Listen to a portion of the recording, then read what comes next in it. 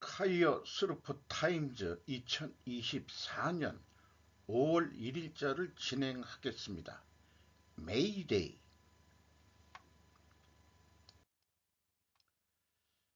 메이데이를 맞이해서 저도 그 급여 생활자 출신이지만은 5월 1일이 노동절이죠. 오늘이 노동절인데 갑자기 노동절에 대한 역사적 의미를 좀 생각해 보게 됐습니다. 그래가지고 뜬금없이 이렇게 한 그림으로 이 어떤 그 노동 변천사라고 그럴까?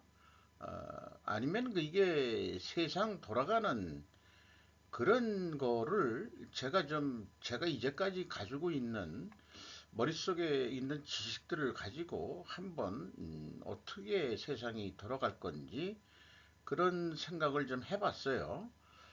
이런 것을 뭐 충분조건 논리라는 도표인데, 근데 제목은 이렇게 붙여봤습니다. 미래 메이데이는 로봇데이로 변화되며 역사에서 퇴장할 것임. 이런 생각을 해봤어요. 그게 언제인지는 몰라도. 자, 2차 산업혁명부터 좀 시작을 해보는 거로 했습니다. 2차 산업혁명은 농업혁명까지 만들어졌죠. 2차 산업혁명을 하니까는 그 공장에 노동자들이 필요해서 산업 노동력이 필요했습니다. 그리고 2차 산업혁명에 따라서 산업 노동력이 필요하니까 일을 시키기 위해서는 공장 노동에 적합한 국민 교육을 대거 실시를 하게 됐습니다. 이쪽에 그 또한 2차 산업혁명으로 산업 자본주의가 형성이 됐어요. 어, 이 산업 노동력 필요 또 농업혁명에 의해서 인구가 폭발적으로 증가하기 시작했죠. 그래서 노동력 충족이 됐고 이런 상황에서 노동인구가 많아졌다는 얘기죠.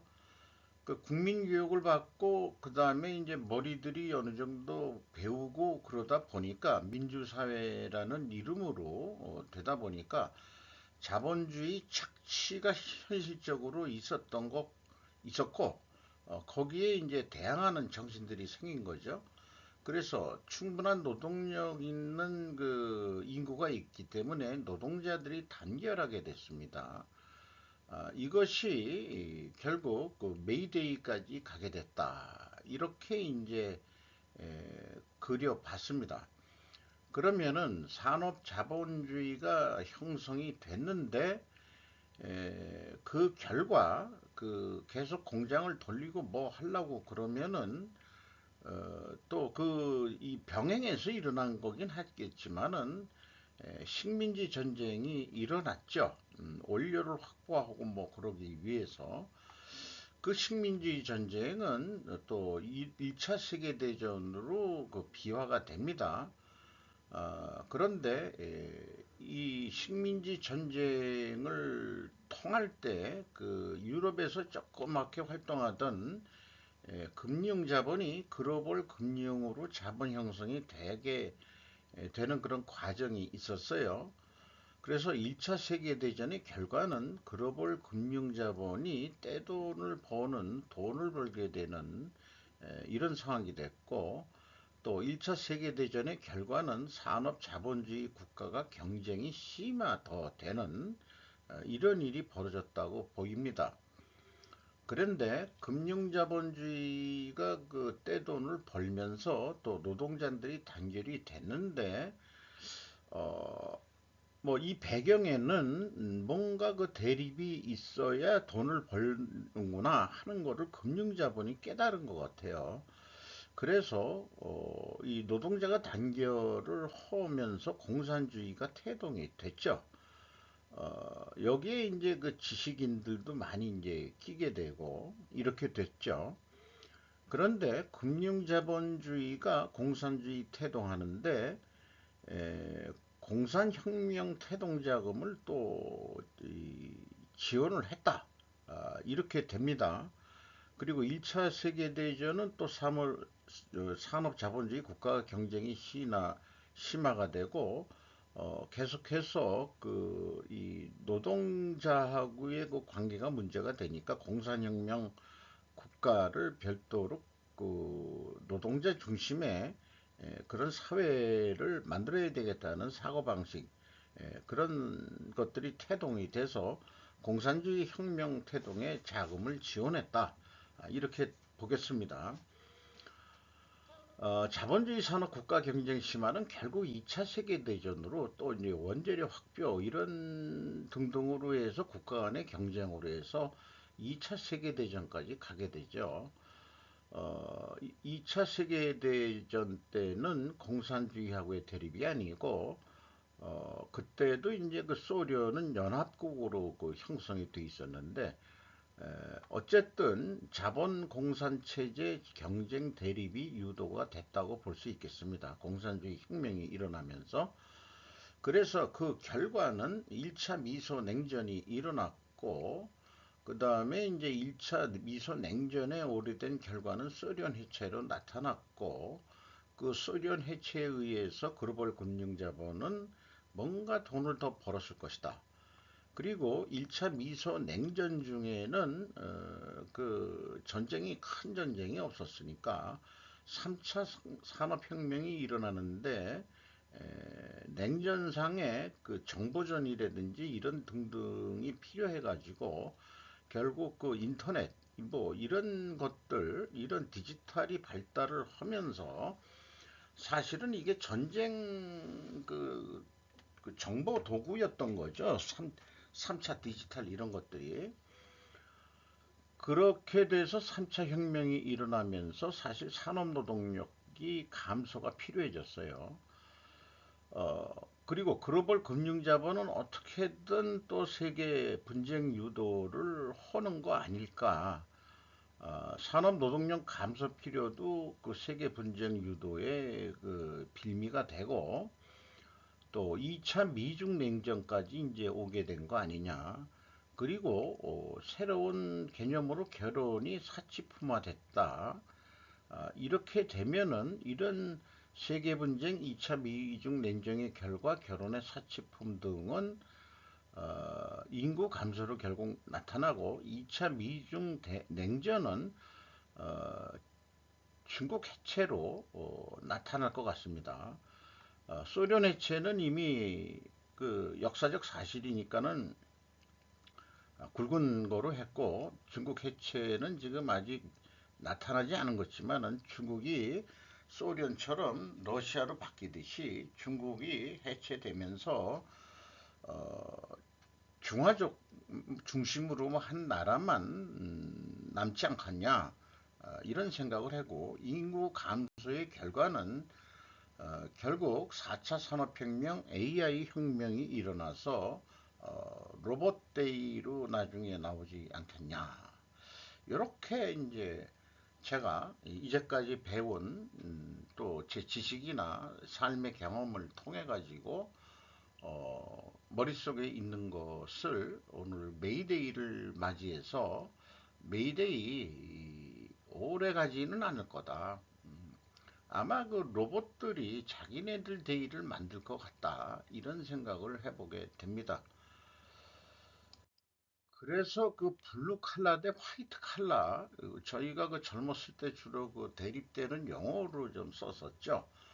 블루 칼라, 제가 지금 파란색은 참 짙은 파란색을 좋아하는데, 블루 컬러는 생산직 노동자를 상징하는 표현이었고, 그때는 이제 노동자들이 청색 그 작업복을 많이 입었던 모양이에요. 화이트 칼라는 사무직 관리자를 상징하는 와이셔츠, 흰 와이셔츠로 대표가 되죠. 그래서 이제 블루 칼라 대 화이트 칼라, 이런 게 있는데, 똑같은 월급쟁이긴 월급쟁이지만은 월급쟁이들끼리도 이렇게 이제 갈라지는 거죠. 블루 칼라는 주로 제조업 중심의 생산직 노조로 발전이 돼 있고, 제조업 사무직 화이트 컬러는 대부분 노조에서 기업의 소유자를 대리해서 자신들을 착취하는, 관리하는 개로 인식을 그 폄하를 합니다. 화이트 컬러에서 대부분 전문 경영인이 근데 배출이 되죠. 그들은 결코 소유자가 아닙니다. 기업의 목표는 오로지 소유자가 결정하는 것입니다. 그러면 기업의 목표란 것은 뭐냐? 그 목표를 달성하는 대리인들 뿐인데, 그 화이트 칼라라는 게. 그런데 기업의 목표는 아주 그냥 단순, 솔직하게 얘기하면 오늘도 내일도 돈을 버는 것 아니냐 이게요. 그럼 노동자들이 단결하고 일을 하는 목적은 뭐냐? 블루칼라의 목표도 오늘도 내일도 돈을 벌어서 잘 사는 거 아니냐 이거예요. 그러면 목표는 같은 거다 이게요. 그렇다면은 갈등과 대립은 해소할 길은 분명히 있는데 그런 길을 찾지 않고 그 역사는 공산주의 혁명이 일어나 가지고 그것이 지금도 이렇게 대립 구조로 이 세계가 돌아가고 있죠. 그런데 이제 그 중간에 화이트 칼라라는 게 있어요. 그래서 대표적인 게 요즘에 그 부각이 되는 의료 노조, 은행 노조, 공무원 노조 등이 이 화이트 칼라 노조가 된다고 볼 수 있겠습니다. 사실은 이 친구들은 노조가 과연 필요한 걸까 이런 생각을 해봐요. 현실적으로 뭐 노동법에서 근로자라고 인정을 하니까 어떤 뭐 지금도 뭐 지금 의정 그 갈등에 대해서는 이제 협회라는 이름으로 하고 있죠. 또 뭐 근데 그 젊은 애들끼리 뭐 맞는 거에서는 뭐 의료 무슨 뭐 노동조합이라는 이름도 있는 것 같기도 합니다만은 핵심은 사실은 이렇게 화이트 칼라들끼리 모여있는 노조는 노조도 아니라고 저는 봅니다. 화이트 칼라의 그 존재 가치는 제조업 내에서 그 블루 칼라와 화이트 칼라가 얼마나 그 협업을 잘하느냐에 따라서 기업이 돈을 벌고 국가의 경제도 얼마나 발전할 수 있느냐 이런 거의 핵심 요소라고 봅니다.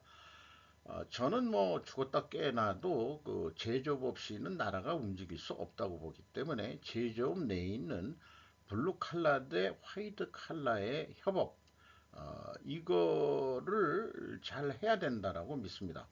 저도 물론 화이트 칼라 관리직 출신이지만은 블루 칼라들하고 많은 대화를 할 수 있었고 또한 뭐 퇴근 후에 술도 많이 먹었고 또 이런 그 조직 생활을 했었습니다만은 결국 어떤 관리자에 대한 신뢰를 그 받았을 때 관리자가 신뢰를 받았을 때 다 협조가 잘 되고 가서 열심히들 일해 주더라 하는 것은 이제 경험에 의해서 가능하다. 그리고 이제 그 공장에서의 블루 칼라가 최고 올라가는 데가 생산직 반장급이에요. 그 반장급은 현실적으로 착취 아닙니다. 제가 그 다녔던 공장에서도 그 반장급도 가장 큰 그 차를 사는데 유행했을 때 현대에서 나오는 가장 그이 대형차들을 뽑는 수준의 월급들을 받았습니다. 그래가지고 제가 그 명색이 관리자라고 오늘 내가 소주 한 잔 살까요? 그랬더니 아이 그때 이제 과장이었는데 아이 과장님이 무슨 술 저기 그 술 사실 또 우리가 돈을 더 버는데 저희가 사야죠. 이런 것도 그 기억이 나네요. 그렇습니다. 이게 왜 안 나오나? 휴머노이드 로봇이라는 게 있습니다. 기존 산업용 로봇과 차별되는 이적 보행 휴머노이드 로봇. 이게 이제 일본 혼다 아시모게 나온 게 있고 또 현대 자동차가 인수한 미국 보스턴 다이내믹스 이런 데에서도 이적 보행 로봇 이런 게 연구가 돼 있죠. 테슬라의 옵티머스 이런 것들이 계속 개발되고 가는 과정이라고 합니다. 여기 사진을 제가 어디 찾아봤었는데 이게 좀 뭐 잘못됐네요. 간부자녀 뽑으려 없는 자리 만들어 선관위 청장 아들은 세자였다. 김경풀 기자가 조선일보에서 보도했습니다. 얘네들이 화이트 칼라들이죠. 화이트 칼라들 내에서도 어, 이 부정부패가 일어나는군요. 감사원 자녀 채용 비리 27명 수사 요청. 최근 10년간 모든 경력직 채용서 비리 규정 위반 적발. 이렇게 해서 쭉 얘기했는데 지들 애새끼들 그 취직시키냐고 다른 데서 취직 자리가 없어서 그런지 모르지만은 인사청탁 뭐 이런 것도 있고 자리도 만들고 고위직 자녀는 없는 자리도 만들어 채용했다. 다른 지원자는 탈락시켰다. 지자체엔 성관이 자녀 인사청탁을 했다. 근무 시간에 로스쿨 다니고 가짜 병가 내고 해외여행했다. 성관이 기관 차원에서 고위직 나눠먹기를 한 정황도 드러났다. 그래서 그 노태악이라고 이름도 좀 이상하게 생긴 친구네. 중앙선거관리위원회 위원장이 이제 사과하는 일본 애들은 90도 잘하는데 우리는 한 30도 정도뿐이 그 절을 안 하죠. 이게 국룰인가요? 이런 뉴스를 보면서 이런 쳐죽일 놈들이 봤나 이런 표현이 어디서 들어본 것 같아요. 선관위가 부패했다면 저는 이런 생각도 하는 거죠.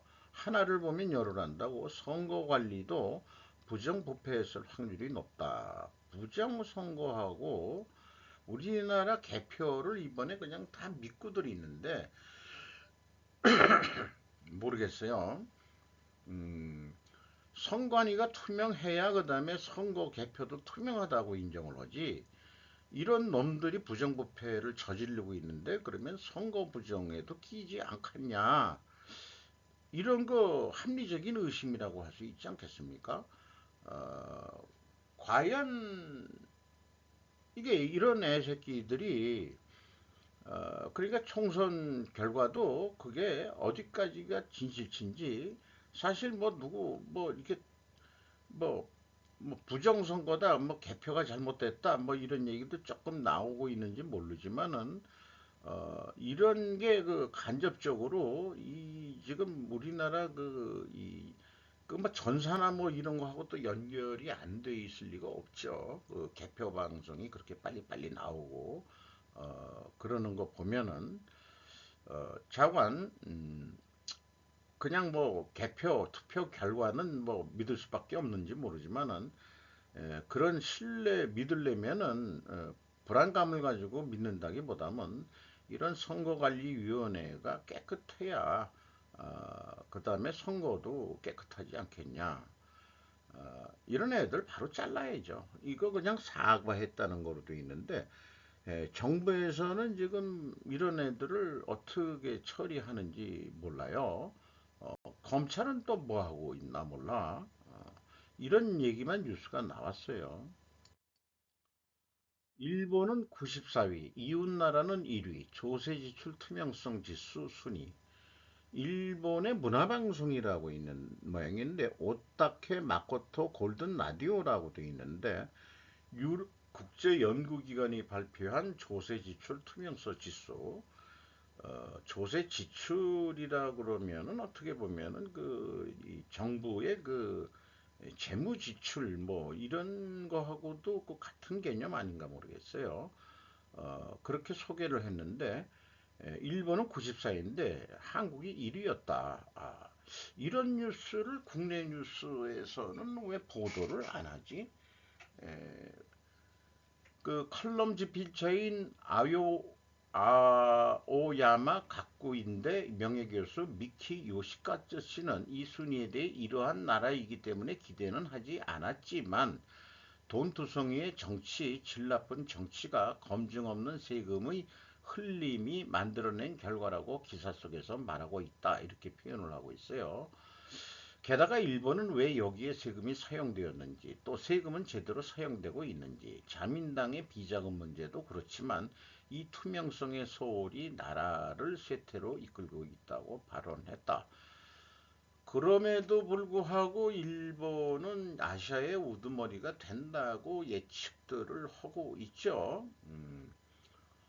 근데 이제 여기에 이제 한국도 비슷하게 그 부정부패 많은 나라라고 했지만은 의외로 한국은 투명도가 1위였다는 결과를 듣고 이번 자민당 전패가 어떤 효과를 낳을지도 알 수 없지만 최소한 국민이 쉽게 이해할 수 있는 투명도 높은 정치를 했으면 좋겠다고 마무리를 했다. 이 방송하는 사람들의 그 방송실인 건지 어떤 건지 사무실인지 저 안쪽이 방송실인 것 같은데 기념사진을 찍는 장면입니다. 한국 정치지의 수준은 하위겠지만 조세지출 투명성 지수 측면에서 한국이 1위라는 것은 국세청과 감사원이 꿋꿋하게 잘하고 있다는 것으로 이해하고 싶네요. 아까 앞에 이야기한 선관위 같은데 빼고 어, 나쁜 놈이 자식들 같으라고 한국 진짜 선진국 반열 총선거 일본 패싱 니케이 보도. 일본 애들이 이번 총선이나 뭐 이런 걸 가지고 한국 잘한다 잘한다 이렇게 하는 걸 보니까 어, 어떻게 보면은 또 그 총선에 졌다고 해서 반일파들이 득세할까봐 이런 얘기를 해주는 건지 어쩐지는 모르겠어요. 언론 플레이를 통해 가지고 니케이면은 큰 언론인데 한국 총선서 일본 패싱 변화에 놀란 일 언론 한해 일은 특별한 나라 아니야. 자관 문재인 정권 때 그렇게 반일반 감정했는데 나라에 이익될 건 없었다. 이런 거를 국민이 안다. 이런 얘기 같아요. 유권자들은 호응하지 않아 일본이 쟁점되지 못했다. 이런 얘기예요. 이번 선거에도 일본을 뭐 반일 감정 내세우고 뭐 그런 거로는 별로 호응도가 없었다 이런 얘기죠. 이런 것들이 명백한 선진국 반열에 올랐다는 점도 한국인들의 인식 변화를 가져온 이유로 꼽혔다라고 얘기했습니다. 왜냐? 굴지의 세계적 기업을 다수 보유한 한국에 일본은 더는 특별한 나라가 아니다라며 총선에서 일본 패싱이 일어난 것에도 이런 자신감이 깔려 있다고 진단했다. 한국 여당의 패배에도 우호적인 분위기에 한일 관계가 흔들리지 않을 것으로 니케이는 전망했다. 저도 그렇게 생각을 합니다. 신문은 윤석열 대통령은 자신의 가장 큰 치적으로 꼽히는 외교에서 활로를 찾을 공산이 크다며 남은 임기 3년 동안 양국이 할 수 있는 일들이 많이 남아 있을 것이라고 내다봤다. 예, 그렇게 되시기를 바라고 일본도 한일 관계가 계속 잘 되기를 바라는 그런 뉴스로 이해를 합니다.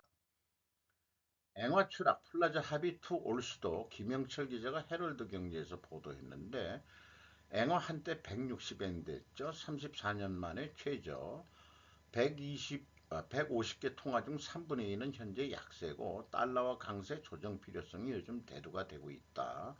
이런 식으로 해서 현재 그 미국 정치 매체 폴리티코는 지난 15일 도널드 트럼프 전 미국 대통령 측 참모 3명의 발언을 인용해 트럼프 전 대통령이 달러와 가치를 절하하기 위한 방안을 구상하고 있다고 보도한 바 있답니다.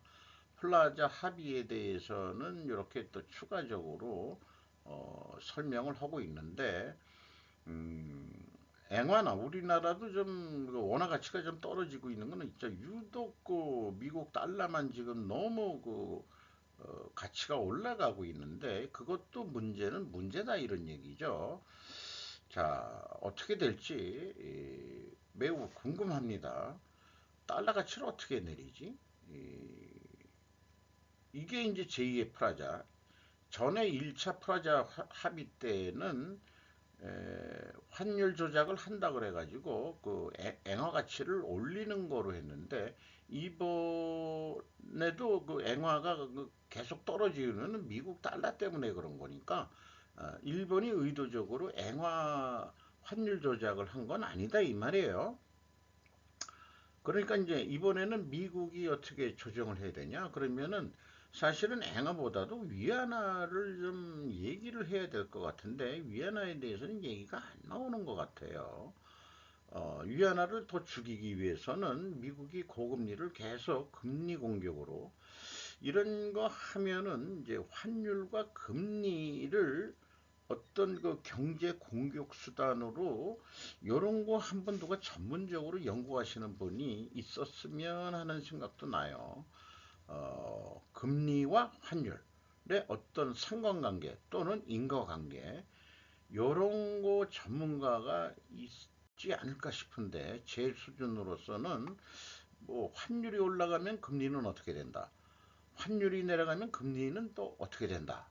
이런 거하고 뭔가 상관관계 또는 인과관계가 있지 않겠냐. 이런 생각을 또 해보게 돼요. 증권 대기업 이익이 많이 났다고 해서 흑자 전환, 주가 급등 배경, 니사라는 게 이제 그 개인 뭐 이 주식 투자 증권인데 이게 다 면세로 해가지고 좀 개인들한테 돈 좀 이제 투자하라. 이렇게 얘기하는 거죠. 어쨌든 일본의 증권회사들이 돈 벌었다는 얘기고요. 노시 중원디 중국에 울고 웃는 국내 기업 이게 이 중국 의존도가 너무 많은 의존도가 너무 깊었던 중소기업들이 지금 고생들을 하고 또 케미칼 계통에서는 아주 그 지금 뭐 어, 아주 상징적으로 대표되는 플라스틱 중국산이 싸도 너무 싸가지고 도저히 뭐 우리나라 케미칼 그 계통은 지금 계속 적자 행전이에요. 이게 대량 생산하고 뭐 이러는데 근데 이제 그 폴리실리콘이라고 태양광 소재는 그나마 이제 OCI라는 데가 있는데 요게 이제 위구르의 강제 노동법 금지 등에 있어서 그 태양광 부품을 수입 금지하면서 그나마 조금 그 반사 이익을 얻고 있다. 그 전까지는 우리나라 그 옛날 그 좌파 정권 박원순이까라 뭐 이런 애들이 문재인 정부 때도 개나 소나 전부 다 그냥 뭐 전 국토를 태양광 그거를 만들어 가지고 한국산 쓰는 줄 알았더니 전부 다 싸구려 중국산 써가지고 나중에 그 유지 보수하는 거하고 나중에 그 다 쓴 수명이다 해서 폐기물 이거 사실은 그 전기 환경부 해서 재생에너지 등등 뭐 했지만은 그 태양광 설비 자체가 그 산업 쓰레기 내지는 환경 공해로 될 것 같은 그런 게 있어요.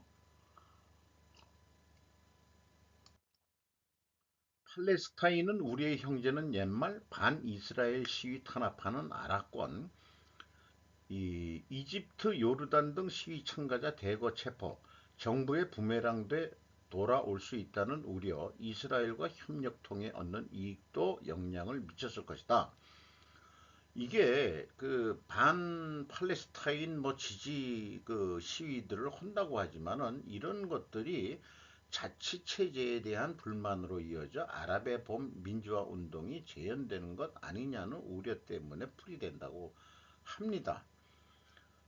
그리고 그 아랍 국가들이 이스라엘과 사실은 친한 부분이 있는데 여기 검은 글씨로 표현한 거 사우디 등에선 국내 반정부 인사들을 감시하기 위해 이스라엘의 정보력을 활용하고 있다는 의혹이 줄곧 제기돼 왔다 했는데 사실 이거 진짜 실질적으로 있고 사우디 왕가의 반란을 일으켰던 그 왕가 세력들이 요르단인가 어디로 도망갔다가 아이 그러지 말고 그냥 우리가 살려줄 테니까 돌아와 해서 돌아왔다며요. 그런 거에도 이스라엘 그 정보국의 역할이 꽤 있었다는 그게 있고 이집트야말로 그 이집트하고 전쟁까지 했는데 시나이 반도를 다 먹었음에도 불구하고 협상을 하면서 그 넓은 땅 시나이 반도를 그냥 돌려줬죠.